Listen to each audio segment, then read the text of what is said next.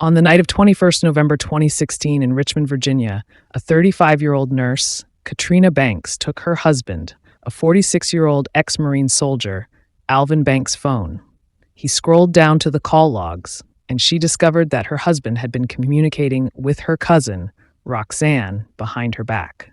She discovered that he had even called her 7 times. Katrina demanded an explanation from her husband about what was going on between him and her cousin, Roxanne. Alvin explained to her what was going on. However, Katrina was not satisfied with her husband's explanations, so they entered into a heated argument. Alvin took out his gun and shot his wife. Katrina died at the hands of her husband while their children were deep asleep in their room. Shooting your wife to death is pure wickedness. This is the story of Katrina Banks. Katrina Bates was born in the year 1981 in Virginia. Her mother was known as Alice Cromwell. Katrina was the youngest among her siblings. One of her sisters was known as Diane.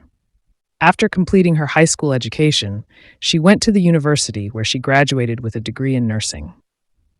In July 2003, Katrina was employed at Retreat Doctors Hospital as the nurse's supervisor.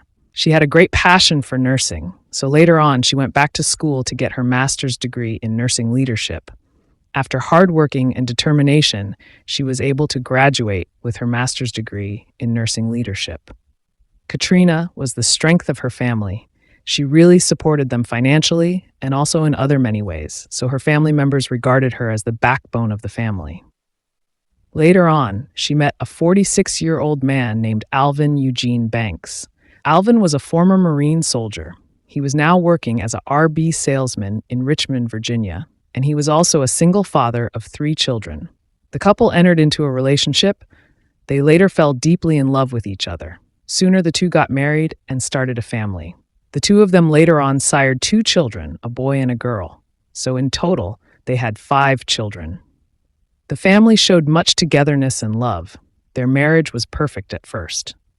On November 2016, Katrina took her children and went to a 3-day family gathering at Baltimore. She went to celebrate her mother's birthday. Among those who attended the event were her siblings, her mother, and her cousins. Fortunately, her husband, Alvin Banks, also attended the event. However, he came on her own on a separate vehicle. He was accompanied by Roxanne, who was one of Katrina's cousins. Roxanne was a very beautiful woman. This even made some of the women in her family to become jealous of her. So on that weekend, Roxanne and Alvin spent a night in Baltimore hotel. After checking out, Roxanne later realized that her pair of earrings were missing. The family had a lot of fun, and the event went down very well. After the event was over, Katrina took her children and they headed back at home in Richmond, Virginia. Her husband later came back from the event on Sunday. That night, Alvin was preparing dinner, and his wife, Katrina, took his phone and started going through his call logs. Katrina discovered that her husband had made 7 calls to her cousin, Roxanne. Katrina became curious, and she wanted to know what was going on between her husband and her cousin, Roxanne, so she confronted him about the calls. Alvin told his wife that her cousin, Roxanne, only wanted to find out if he had found her earrings. Katrina was so suspicious of her husband, and so an argument broke out between them. At that time, his wife was downstairs, while he was upstairs. Alvin was so pissed off with his wife, he wanted to grab her and choke her, but she was far from him, so he took a television tray and threw at her. Fortunately, the television tray didn't hit her. Alvin's action made Katrina to become more mad at him, and the arguments became even more heated. Alvin took out his gun and fired 5 shots. 3 bullets he fired at the ceiling. Unfortunately, 2 of the shots he fired towards the direction where Katrina was. Katrina was downward the floor. She had moved to a bedroom downstairs where their 2-year-old daughter was asleep. So one of the bullets made its way through the plastic-style door and hit Katrina in her lung and spine. Suddenly, there was a great silence in the house. Alvin went downstairs to check on his wife. He found her lying on the floor, unresponsive. He saw a shiny spot on her shoulder, so he bent down and touched her shoulder. He realized that it was blood. Alvin panicked when he saw blood oozing out of his wife's body. He ran to the nearby fire station and told the firefighters that he had accidentally shot his wife. Alvin was running down the street back to his house when he met some police officers from Enrico, Virginia Police Department. He pleaded with them to come to his house because his wife was injured. The police officers went with him to his house.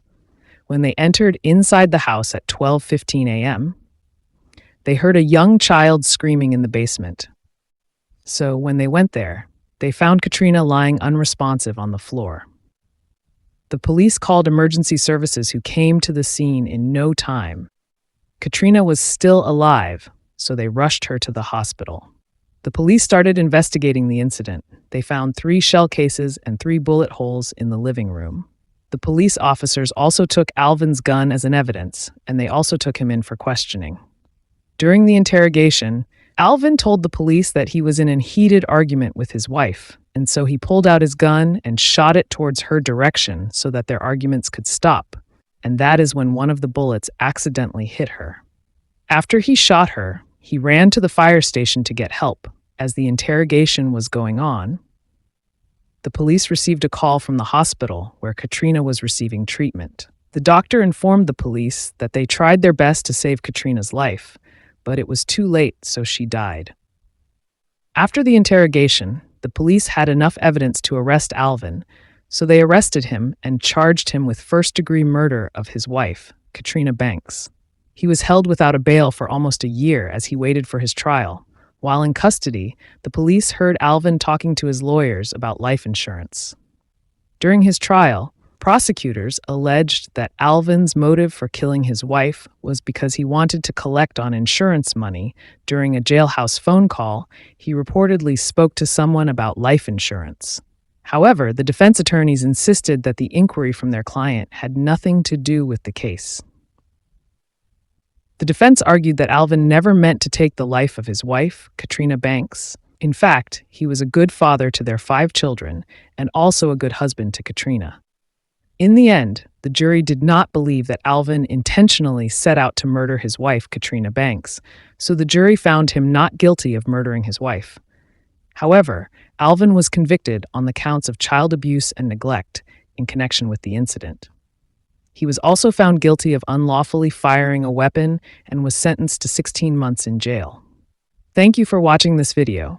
Please subscribe for more stories like this, and don't forget to turn on your notification bell. Your subscriptions keeps the channel growing.